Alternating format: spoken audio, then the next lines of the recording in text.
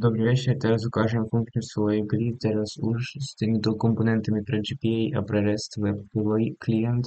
Takže mám teraz prázdnu tabuľku bez žiadnych hodnot.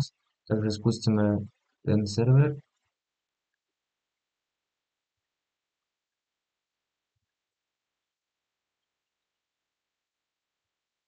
Super. A teraz Spring Client.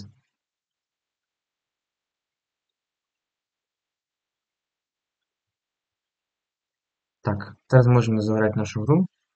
Dajme po default moje meno, Renat. Dáme play.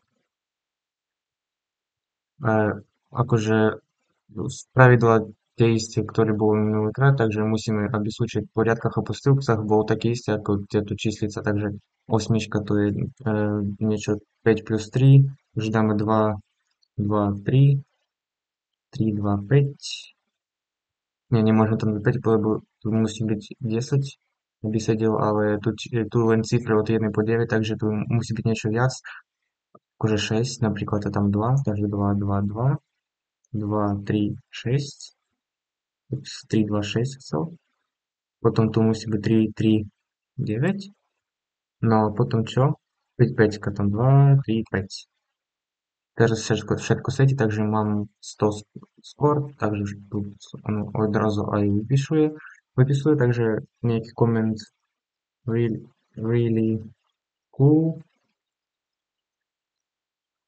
a dáme hodnotu ako 5. Teraz všetko máme tu.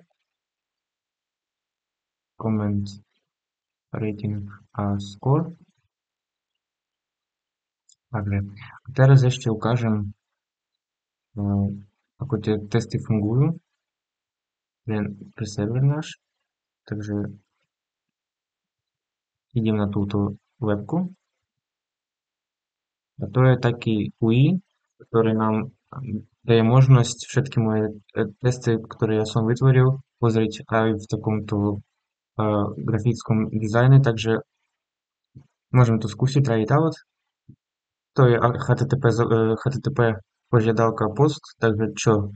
Dáme tu game Kakuro, dáme player Renat i points 100.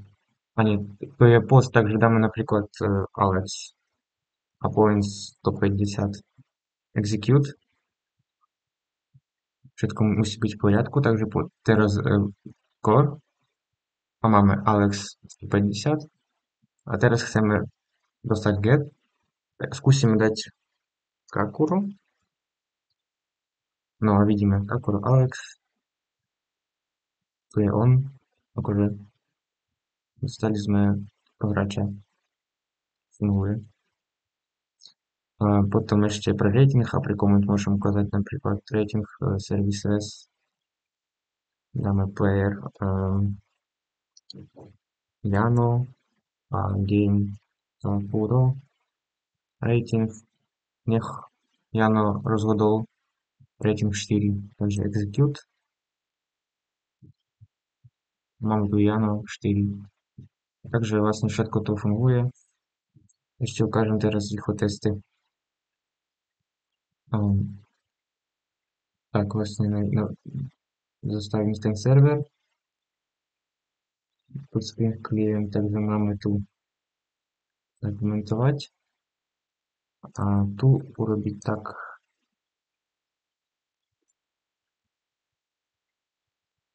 GPA i tu GPA. Teraz ukážeme napríklad spomen service GPA test.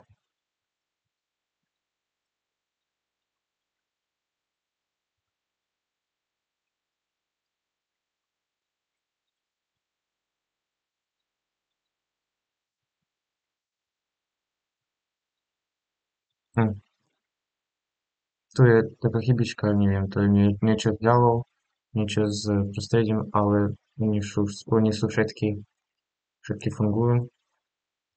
A vlastne ten koment Renat, nice game, ten, ktorý máme tu, akože všetko funguje. Takže ďakujem za pozornosť.